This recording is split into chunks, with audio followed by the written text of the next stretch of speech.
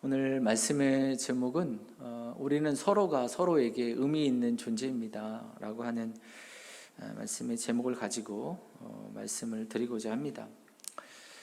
우리가 잘 아는 그 김춘수 시인의 그 꽃이라고 하는 시를 여러분 잘 아시죠? 내가 그의 이름을 불러주기 전에는 그는 다만 하나의 몸짓에 지나지 않았다. 내가 그의 이름을 불러주었을 때 그는 나에게로 와서 꽃이 되었다. 내가 이름을 불러주었을 때 그 꽃이 되었다라고 이렇게 이야기를 합니다. 이 마지막 연에 이렇게 그 시인이 쓰고 있습니다. 우리들은 모두 무엇이 되고 싶다. 너는 나에게, 나는 너에게 잊혀지지 않는 하나의 눈짓이 되고 싶다. 나는 너에게, 너는 나에게 잊혀지지 않는 눈짓. 여러분, 우리가 서로가 서로에게 정말 잊혀지지 않는 꽃과 같은 사람이 되기를 바라죠. 내가 누구를 만나고 누구와 함께 지내면서 정말 쓸모없는 사람이다, 있으나 마나하는 사람이다, 이런 이야기를 듣고 싶지는 않죠. 우리가 누구에게 의미 있는 사람, 내가 너 덕분에 내가 되었다라고, 내가 너 덕분에 정말 행복했다라고 하는 이야기를 듣고 싶은 것이 사람이죠. 모든 사람의 마음일 것입니다. 사랑하는 성도 여러분, 정말 우리가 믿음 안에서 함께 믿음의 공동체를 이루어가면서 우리가 가정 안에서나 또 교회 안에서나 믿음의 공동체 안에 삶의 자리 가운데에서 서로가 서로에게 의미가 있는 존재가 되어지는 저와 여러분들이 되시기를 축복합니다. 오늘 말씀 속에서 바울과 디모데라고 하는 이 디모데를 만나게 되어지는데, 이 두 사람의 관계가 그런 존재죠. 정말 의미 있는 존재로 세워지는 두 사람이 됩니다. 바울이 1차 전도 여행을 마치고 돌아왔을 때 안디옥 교회에서 목회 사역을 할 수 있었지만 그는 하나님이 주시는 열망이 있습니다. 마음의 부담감이 있습니다. 내가 그 복음을 전하고 또 세웠던 믿음의 사람들, 성도들이 지금 어떻게 하고 있을까? 믿음의 그 길을 어떻게 잘 지내고 있을까라고 하는 그런 그 마음이 있습니다. 그리움이 있는 거죠. 그들이 믿음으로 잘 하고 있는지 보고 싶어서 또 그 지역 안에 하나님의 말씀을 전하고 추수해야 할 더 많은 영혼들이 있다고 하는 그런 그 마음의 부담감, 영적인 부담감을 가지고 2차 여행을 떠나게 되어집니다. 바울은 신라와 함께 1차 전도 여행 때 다녔던 그 지역을 돌고 맨 마지막에 더베와 루스드라라고 하는 곳에서 복음을 전하게 되었는데, 그곳에 갔을 때 오늘 디모데를 만나게 되어집니다. 바울이 그곳에서 복음을 전하고 떠나온 지 약 한 3년 정도 되어졌던 때이거든요.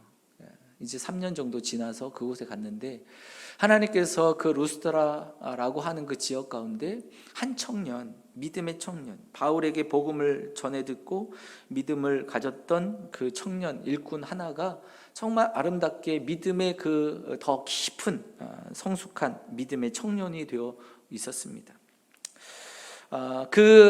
디모데는 루스드라뿐만이 아니라 그 근처에 있는 그 위쪽 지역에 있는 이고니온에게까지도 소문이 나 있던 믿음으로 칭찬받는 신앙이 성장한 청년이었다고 오늘 성경은 우리에게 말씀해 주고 있습니다.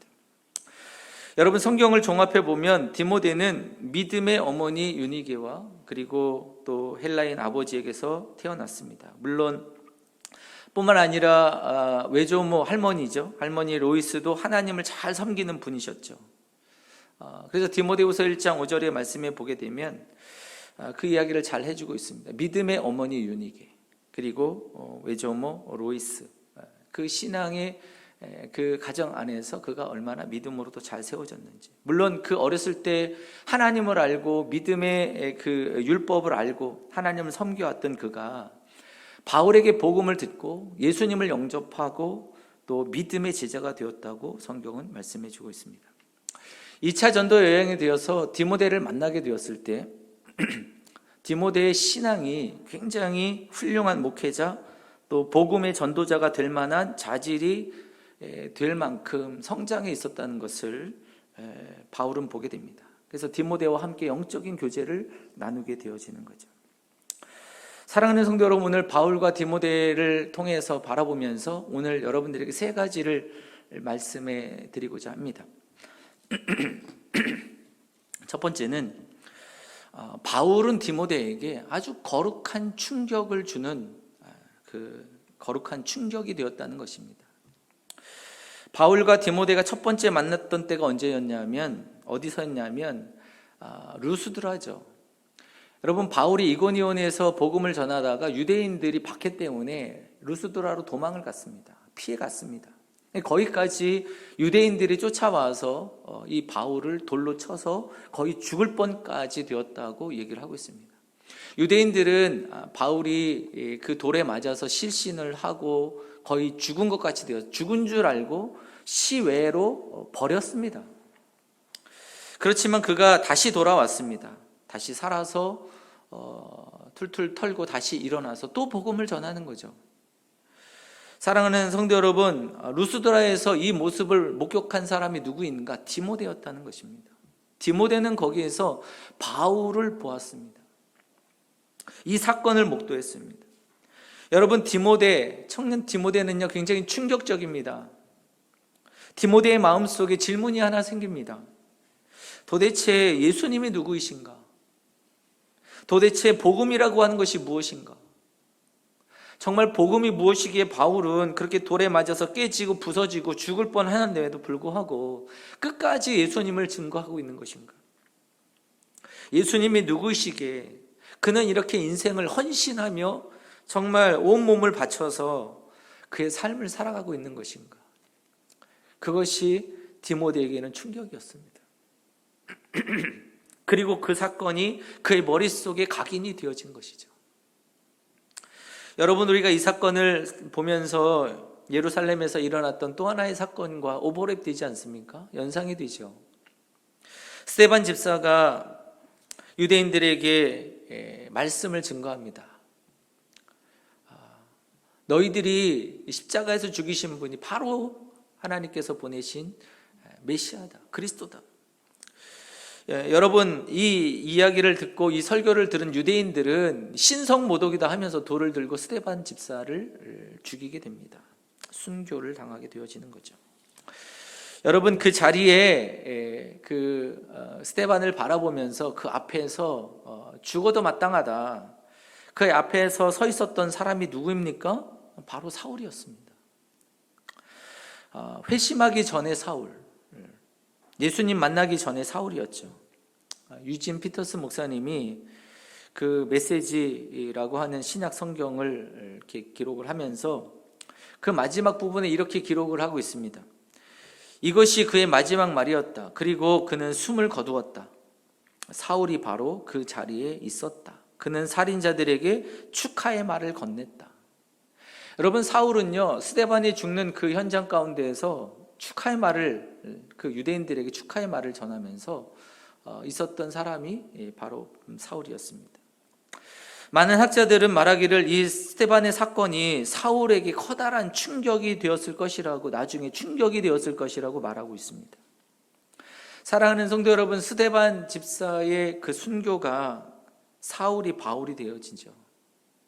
또 바울이 루스드라 땅에서 돌에 맞아 죽은 것 같이 되었던 그 장면 가운데 또다시 일어나서 복음을 전하는 그 바울을 바라보면서 디모데는 믿음의 제자가 됩니다. 사랑하는 성도 여러분, 우리가 이 성경의 역사를 바라보면서 영적인 진리를 하나 바라보게 됩니다. 하나를 깨닫게 되어지죠. 스데반 집사님의 그 순교가 사울에게 충격을 주었고, 바울의 루스드라의 그 박해 사건이 이 디모데에게 충격을 주었습니다. 사랑하는 성도 여러분, 이 거룩한 충격으로 하나님의 구원, 선교의 역사가 정말로 멋지고 아름다운 드라마가 연출되어지는 거죠. 이 거룩한 충격이 정말 이 땅 가운데 하나님의 역사를 이루는 아름다운 드라마를 만들어내고 있다는 것입니다. 사랑하는 성도 여러분, 우리가 성경의 역사를 우리가 바라보면서 우리가 이것을 우리의 삶의 모습으로 한번 가져오게 된다면 질문 하나를 하게 됩니다. 왜 우리의 교회 또 그 기독교 가운데에서 디모데와 같은 정말 젊은 믿음의 그 제자들이 점점점 줄어들고 있는 것인가? 왜 점점 믿음의 제자들, 믿음의 이 젊은 그 제자들이 점점 줄어들고 있는 것인가?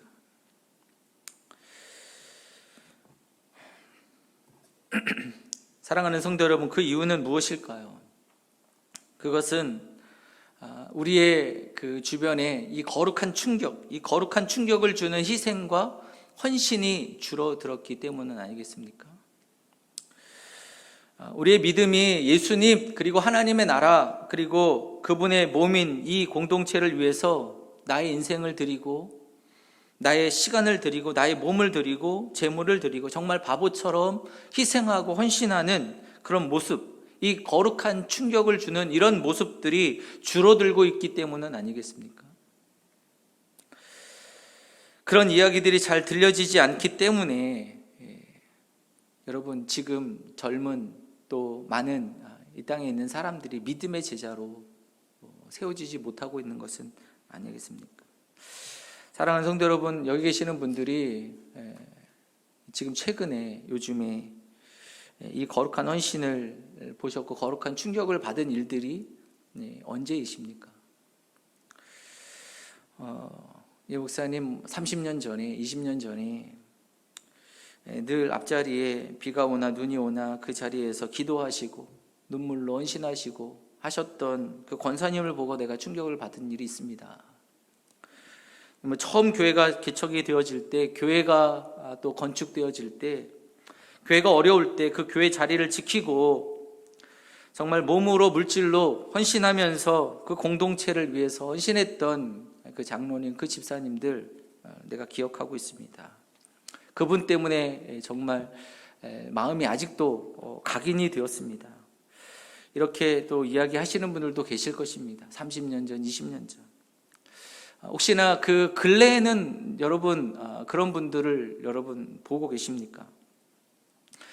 제가 오늘 이 말씀을 드리는 것은 누구의 이야기가 아니고 정말 이 말씀이 또 이 거룩한 충격을 주는 이 헌신과 이 그 희생과 이 헌신의 이 모습들이 누군가에게서 들려오는 것이 아니라 그것이 내가 거룩한 헌신과 희생을 누군가에게 이 거룩한 충격을 줄 수 있고 거룩한 영향력을 미칠 수 있는 사람이 되기를 소원하는 우리 믿음의 성도들이 되었으면 좋겠습니다. 내가 그런 거룩한 충격을 줄 수 있는 근원지가 되기를 원합니다. 우리가 정말 마음에 또 다짐하고 또 마음을 품기를 원합니다. 목사님부터 그렇게 하세요. 장로님부터 그렇게 하세요. 또는 뭐 권사님부터 그렇게 하십시오. 그렇게 또 이야기하시는 분들도 있을 것입니다. 예, 잘 알겠습니다. 그렇게 해야 되죠. 그렇게 해야 됩니다. 사랑하는 성도 여러분, 누가 하면 나도 따라하겠다라고 하는 것이 아니라 오늘 사도 바울 통해서 행하신 성령 하나님의 역사를 우리가 바라보고 있지 않습니까? 그가 하나님을 향하여서 주의 복음을 위해서 그가 헌신하고 또 충성하고 나아갈 때 디모데라고 하는 믿음의 제자가 세워졌던 것처럼 여러분, 우리가 하나님의 나라와 역사를 위해서 우리가 그 자리에 서서 그 일들을 행할 때 하나님은 정말 거룩한 하나님의 사람을 세우시고 또 믿음의 제자를 또 낳게 하는 정말 아름다운 거룩한 도전이 저와 여러분들에게 있기를 간절히 소원합니다. 여러분, 예수님이 베드로에게 이야기하셨잖아요. 너는 젊어서 스스로 띠띠고 원하는 곳으로 다녔지만 늙어서는 남이 너를 띠띠우고 원치 않은 곳으로 데려가리라고 하셨습니다. 베드로가 어떤 죽음으로 그가 하나님 앞에 영광을 돌릴 것인지를 예수님께서 말씀을 하시고 계시죠.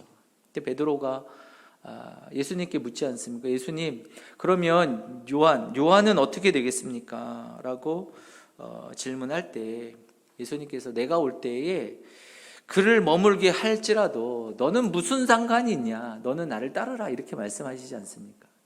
사랑하는 성도 여러분, 우리가 옆에 사람 신앙생활 어떻게 하는지 그것이 중요한 것은 아니죠. 내가 정말 하나님 앞에 어떻게 믿음의 삶을 살아가고 있는가가 참 중요한 것이죠. 내가 어떻게 주님의 말씀을 따라서 반응할 것인가, 이것이 더 중요할 것입니다. 사랑하는 성도 여러분, 충성과 헌신은 각자입니다. 신랑 대신 주님 앞에 우리가 설 때에 등불에 기름을 준비하는 것은 각자의 것입니다. 오늘 거룩한 주일 예배를 우리가 드리면서 하나님의 말씀을 우리가 듣습니다. 바울의 이야기를 듣습니다. 다른 사람의 충성과 헌신에 대해서 우리가 이러쿵저러쿵 우리가 훈수를 두는 것이 아니고 정말 나의 충성에 대해서 다시 한번 생각해보는 이 시간이 되기를 간절히 소원합니다. 우리가 바울의 그 헌신과 그 거룩한 그 삶을 바라보면서 하나님, 저희 거룩한 헌신이, 저도 바울과 같은 그 거룩한 헌신이 누군가에게 충격을 주고 이 거룩한 헌신의 이야기가 정말로 진원지가 되어지는 하나님의 사람이 되기를 원합니다. 우리가 함께 마음으로 다짐하는 믿음의 성도님들, 저와 여러분들이 되시기를 간절히 바랍니다. 사도 바울 루스드라에서 디모데에게 거룩한 충격이 되었습니다. 사도 바울의 이 모습은 디모데의 삶을 완전히 바꾸어 놓았습니다. 예수님이 그리스도를 진심으로 영접하게 되었고, 디모데는 정말 주님을 따르는 진실한 제자로 함께 그 바울과 함께 사역을 하게 되어지죠. 사랑하는 성도 여러분, 정말 예수 그리스도가 우리의 구주가 되심을 여러분 믿으십니까? 그분이 우리에게 베푸신 그 구원의 놀라운 은혜를 우리가 정말 확신하고 계십니까? 하나님의 그 영광을 우리가 확신하고 그것을 누리고 지금도 우리가 삶을 살아가고 있습니까? 바울은 예수님 안에서 천국을 누렸습니다. 예수님 외에는 정말 모든 것들을 다 배설물로 여길 줄 아는 그 믿음을 가지고 자기 생명과도 바꿀 수 없는 하나님의 나라, 그것을 귀하게 여길 줄 아는 그 사도였음을 성경은 우리에게 말씀해 주고 있습니다. 지금 코로나19로 일상의 삶이 다 바뀌어 놓았습니다. 정상적인 일상을 바꾸어 놓습니다. 여전히 우리는 정상적인 삶이 아니죠. 예전에 그 정상적인 삶이 아닙니다. 하지만 이 정상적이지 않은 이 삶이 이제는 정상적인 삶이 되었습니다. 우리가 다시 과거의 그 정상적인 삶으로 돌아갈 수 없다는 것을 우리는 조금씩 예감하게 됩니다. 이제는 변화된 일상을 우리는 받아들여야 되는 거죠. 그렇다면 여러분, 우리가 이 코로나19 이 특별한 상황이 지나가면 내가 주님을 위해서 헌신하겠습니다, 내가 주님의 일을 하겠습니다, 그것이 아니라 이런 상황 속에서도 우리는 주님을 섬겨야 합니다. 이런 상황 속에서도, 이런 일상 속에서 우리는 주님을 위해서 헌신해야 하는 것입니다. 솔로몬이 인생을 마감하면서 모든 것이 헛되다고 얘기했습니다. 모든 것이 헛되다. 사랑하는 성도 여러분, 우리의 인생 속에 주님과 함께한 시간 외에는 모든 것이 다 헛된 인생입니다. 명예도 헛됩니다. 지식도 헛됩니다. 재물도 헛됩니다. 우리가 아무리 성공했다고 하더라도 하나님과 함께하지 않는 그 모든 삶은 헛된 것이 되어지는 거죠. 여러분, 우리가 아무리 재물을 많이 쌓아도요, 주님께서 우리를 오라 부르시면요, 모래성같이 다 무너지는 것입니다. 한순간에, 호련히 다 순식간에 여러분 무너지는 것이죠. 주님 앞에 서실 날이 얼마 남지 않았습니다. 그럴 때 우리는 하나님 앞에 내어놓은 것은 이 땅의 것이 아니지 않습니까? 내가 주님과 함께 삶을 살아가면서 헌신했던 것, 내가 주님을 위해서 한 일, 그거 외에는 우리가 주님 앞에 내세울 것이 아무것도 없는 것입니다. 물론 우리가 이 땅에 살아가면서 지혜롭게 미래를 준비해야 되죠. 여러분, 그렇지만 우리의 미래를 보장하는 것은 우리의 계획이 아니더라고요. 우리의 인생을 잘 계획한다 할지라도 내 계획한 것들이 다 내 생각대로 이루어지는 것이 아니더라고요.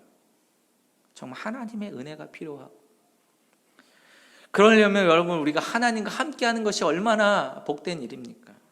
사랑하는 성도 여러분, 우리의 삶에 주어진 시간 속에서 하나님과 함께하고 하나님께 헌신하는 것만이 남는다는 것을 우리는 기억하고, 하나님 앞에 정말 아름다운 것들을 쌓는 믿음의 성도들이 되시기를 간절히 축복합니다. 내일보다 오늘이 더 건강하지 않습니까? 내일보다 오늘이 더 젊은 날이 아닙니까? 그렇다면 내가 할 수 있을 때 주님을 섬기고 주님을 위해서 헌신하는 것이 가장 지혜로운 하나님의 백성일 것입니다. 나중에 상황이 바뀌면, 나중에 돈이 생기면, 나중에 건강해지면 사랑하는 성도 여러분, 평생 주님을 위해서 헌신하지 못할 수 있을 것입니다. 현재 내가 할 수 있을 때 하는 것입니다. 지금 이 상황 속에서 주님을 위해서 헌신하는 것입니다. 나중에 하고 싶어도 할 수 없을 때가 찾아올 것입니다. 그러므로 하루라도 젊을 때, 하루라도 건강할 때 헌신하시고 주님을 위해서 정말로 아름답게 믿음의 길을 걸어가시는 저와 여러분들이 되시기를 간절히 축복합니다. 바울은 우리에게 권면하고 있지 않습니까? 그러므로 내 사랑하는 형제들아, 견고하고 흔들리지 말며 항상 주의 일에 더욱 힘쓰는 자들이 되라. 이는 너희 수고가 주 안에서 헛되지 않는 줄을 알미라. 할렐루야. 여러분, 여기서의 수고는 주님과 함께 하는 수고죠. 주님이 인정하시는 수고입니다. 여러분, 우리가 이 땅에서 주를 위해서 헌신하고 주를 위해서 또 그 수고함에도 불구하고 기쁠 수 있는 이유가 무엇일까? 여러분, 이것은 주님을 위해서 헌신하고 충성하고 주님을 위해서 그 희생하는 것들이 우리의 짐이 아니지 않습니까? 그것은 우리가 영혼이라고 하는 시간을 믿기 때문에 그렇습니다. 영혼이라고 하는 시간을 믿기 때문에 우리가 이 땅에서 주를 위해서 헌신하고 수고하는 것이 기쁨이 되는 거예요.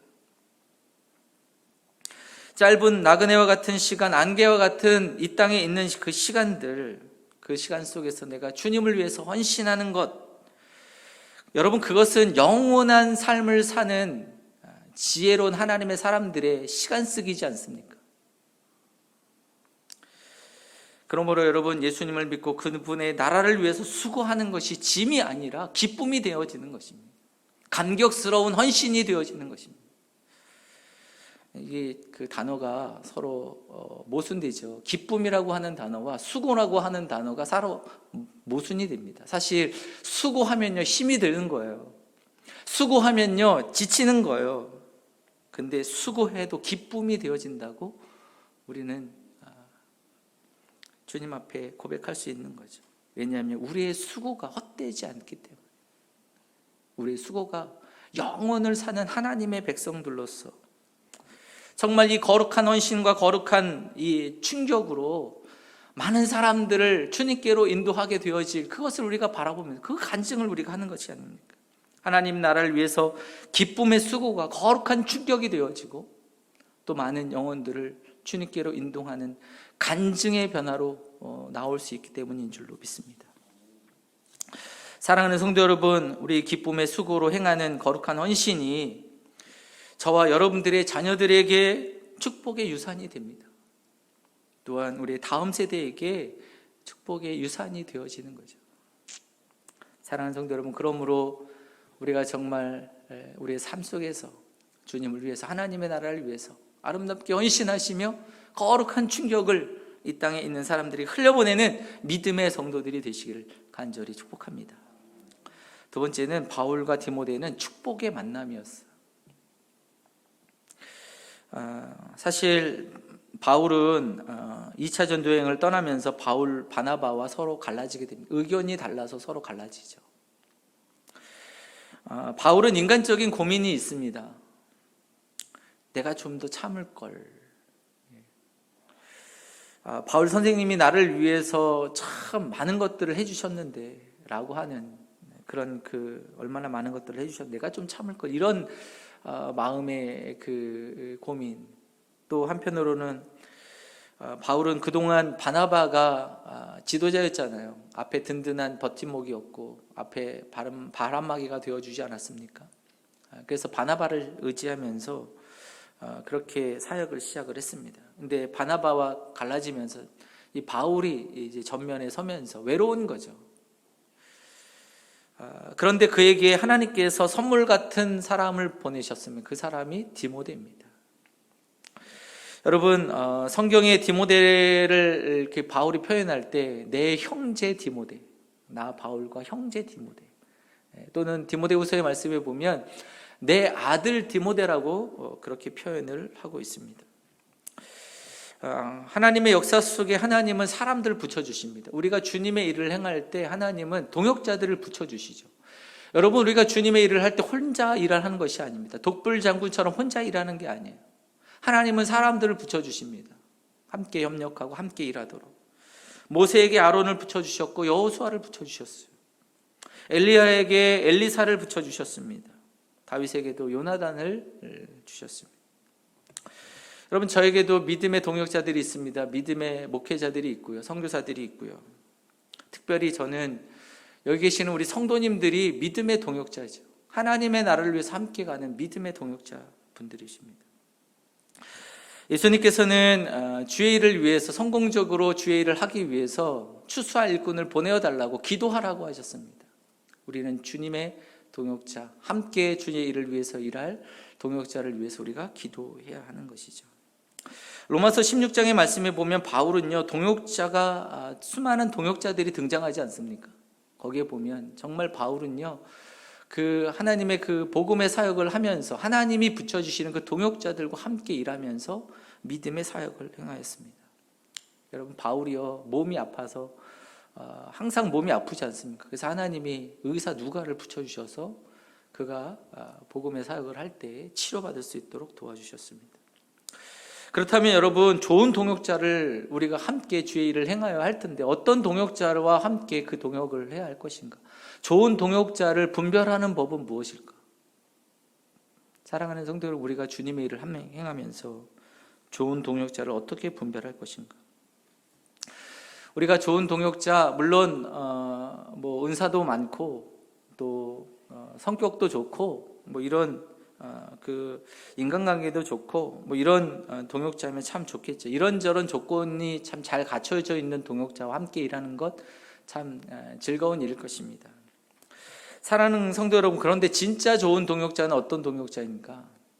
아무런 조건 없이 함께 하는 동역자가 진짜 좋은 동역자입니다. 돈이 많고 적음을 따지지 않고, 이익이 있느냐 없느냐를 따지지 않고, 환경이 좋으냐 나쁘냐를 계산하지 않고, 나는 이렇게 해주면 내가 함께 할 수 있습니다. 이런저런 상황 이해해 주시면 할 수 있습니다. 이런 자리 주시면 내가 할 수 있습니다.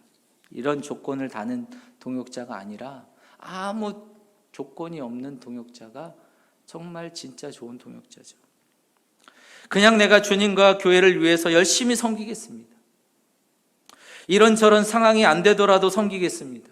이런 동역자가 정말 좋은 동역자가 되어지는 거죠. 사랑하는 성도 여러분, 하나님의 사람은 아무런 조건이 없습니다. 내게 주신 은사, 내게 주신 기회, 내게 주신 그 자리들 맡겨주시면 그냥 하는 겁니다. 그런 사람이 진짜 좋은 하나님의 사람이죠. 사랑하는 성도 여러분, 저는 저와 여러분들을 위해서 늘 기도합니다. 그것은 순전한 마음으로 하나님 앞에 정말 이와 같은 순전한 마음으로 주님을 섬기는 믿음의 성도들이 되기를 저는 기도하고 있습니다. 저와 여러분들이 만나는 건 역시 우연은 아닐 것입니다. 하나님께서 저와 여러분들을 만나게 하시고 하나님이 하나님의 나라를 위해서 동역하도록 저와 여러분들을 묶어주셨습니다. 우리는 서로 동역자죠. 하나님이 만나게 하신 동역자입니다.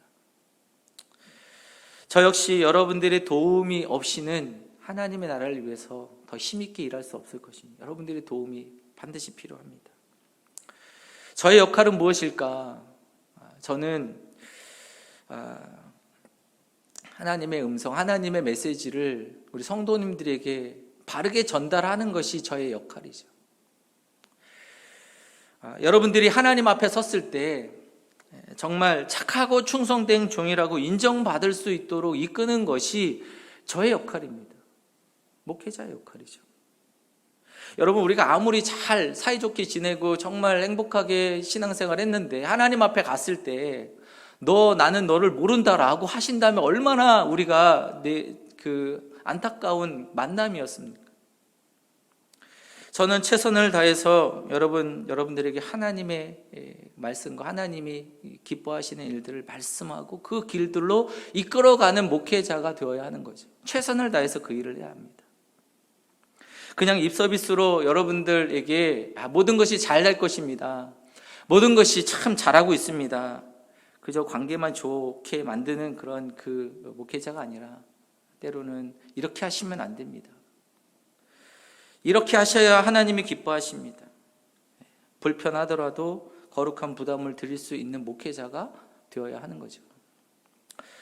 사랑하는 성도 여러분, 서로 주님을 위해서, 또 주님을 위해서, 우리가 복음을 위해서 또 하나님의 나라를 세워가는 일에 함께 동역함으로 함께 주님 앞에 기쁨이 되어지도록 우리가 나아가야 할 것입니다. 마지막 세 번째로, 오늘 이 바울과 디모데는요, 참으로 겸손한 태도로 하나님을 섬겼습니다. 겸손한 태도로 하나님을 섬기죠. 오늘 3절 말씀에 보면 그를 데리고 떠나가기 전에, 선교 사역을 떠나가기 전에 할례를 행하고 있습니다. 여러분, 우리가 앞에서 말씀을 사도행전 앞에서 보았지만 1차 전도여행을 하고 할례 문제 때문에 교회가 얼마나 시끄러웠습니까? 서로 다투고 싸우고. 그것 때문에 그 교회 회의도 열어가지고 결정하지 않았습니까? 이방인들에게는, 우리가 이방인 그리스도인들에게는 우리 할례를 행하지 않도록 하겠다, 이렇게 결정을 했는데, 오늘 말씀에 보면 바울은요, 디모데를 데려다가 할례를 행하고 있습니다. 아니, 바울은 지금 이랬다 저랬다 하는 사람이냐? 그것은 아니죠. 사랑하는 성도 여러분, 사실 바울과 디모데에게는 할례가 필요 없습니다. 할례를 행하든 할례를 행하지 않든 그들에게는 필요한 것이 아닙니다. 근데 바울과 디모데가 생각한 것은 유대인들이었습니다. 유대 지역에 가서 바울과 디모데가 복음을 전해야 되는데 그들에게 혹시나 걸림이 되지는 않을까? 그들에게 하나님의 말씀을 전할 때 이 할례 문제 때문에 말씀을 전혀 듣지 않으면 어떡할까? 그들을 생각하는 마음으로 이것이 복음에 걸림이 되어지지 않도록 그들에게 복음을 전하고자 겸손한 태도로 할례를 행하고 있는 것이죠. 여러분, 그들의 겸손한 태도는 옳았습니다. 그래서 그들이 가는 그 지역마다 믿음의 사람들이 그 수가 많아졌다고, 믿음으로 교회가 더욱더 견고하게 세워졌다고 말씀을 하시고 있습니다. 사랑하는 성도 여러분, 우리가 주님의 사역을 할 때 참 겸손한 마음이 필요합니다. 우리가 참 믿음이 있지만 믿음에 연약한 자들을 품을 수 있는 마음과 생각이 필요한 것이죠. 복음을 전하다 보면 많은 분들이 이런 질문을 해요. 교회 다니는 사람 술 먹어도 됩니까? 담배 펴도 됩니까? 그 질문은 내가 지금 술 먹고 담배 피우고 있기 때문에 교회 못 나간다, 이런 얘기거든요. 나는 이것을 끊을 수 없다, 이런 얘기거든요. 그럴 때 여러분, 우리가 뭐라고 얘기해야 됩니까? 피십시오, 드십시오. 여러분, 그 아주 작은 것 때문에 복음을 들을 기회조차, 정말 예수님이 어떤 분인가 알 수 없는 그런 자리가 아니라, 정말 그럼에도 불구하고 주님 앞에 나와서 주님의 말씀을 듣고, 여러분, 주님을 영접할 수 있는 기회를 드리는 것이 더 중요한 것이 아닙니까? 술 먹어도 괜찮습니다. 담배 피워도 괜찮습니다. 여러분, 주님 만나고 나면요, 자연스럽게 이 거룩한 길로 가면서 끊어지게 되어지는 거죠. 성령 하나님의 인도하심을 따라서 가게 되어지는 것이죠. 그것이 중요한 게 아니라 영혼 구원 받는 게 중요하지 않습니까? 그것이 걸림이 되어 예수님께 나오지 못하게 된다면 얼마나 안타까운 일입니까? 작은 것 하나 때문에 여러분, 보배로운 복음의 은혜를 잃어버린다면 얼마나 안타까운 일이겠습니까? 여러분, 예수님께서는 모든 규칙을 다 깨버리셨어요. 하나님이신 그분께서 모든 규칙과 규례를 다 깨버리시고 인간의 모습으로 이 땅에 오신 것이 아닙니까? 우리를 구원하시기 위해서. 우리가 주님의 사역을 할 때 겸손함으로 주님의 사역을 행하시는 믿음의 성도들이 되어야 할 줄로 믿습니다. 그럴 때 하나님의 그 사랑이 온전히 전해지는 것이죠. 오늘 하나님은 바울에게 디모데를 선물과 같이 주셨습니다. 바울의 거룩한 헌신, 그 모습을 통해서 예수님께 헌신하는 믿음의 제자로 디모데가 세워집니다. 또한 디모데는 바울과 좋은 동역자로서 하나님 나라의 일꾼으로 아름답게 쓰임받는 믿음의 관계가 됩니다. 바울과 디모데 겸손한 태도로 세상을 향하여 나갔습니다. 그리고 그들에게 구원받는 믿음의 성도들이 늘어났음을 오늘 성경은 우리에게 말씀해 주고 있습니다. 사랑하는 성도 여러분, 우리가 서로가 서로에게 의미 있는 하나님의 동역자들로 아름답게 하나님의 나라를 세워가는 저와 여러분들이 되시기를 간절히 축복합니다. 함께 한번 기도하겠습니다. 은혜로우신 하나님 감사합니다. 하나님께서 저희들을 서로 간에 아름다운 복된 만남을 허락하시고 서로가 서로에게 꽃과 같은 의미 있는 존재로 믿음의 길을 걸어가도록 인도하여 주시니 주여 감사를 드립니다. 하나님, 우리가 거룩한 헌신과 희생, 거룩한 충격을 줄 수 있는 믿음의 사람들로 나아가게 하시고 많은 사람들을 믿음의 자리로 세우는 믿음의 영향력을 미치는 하나님의 백성들로 주님 저희들을 사용하여 주시옵소서. 이 모든 것 주님께 맡겨드리며 예수님의 이름으로 기도드립니다. 아멘.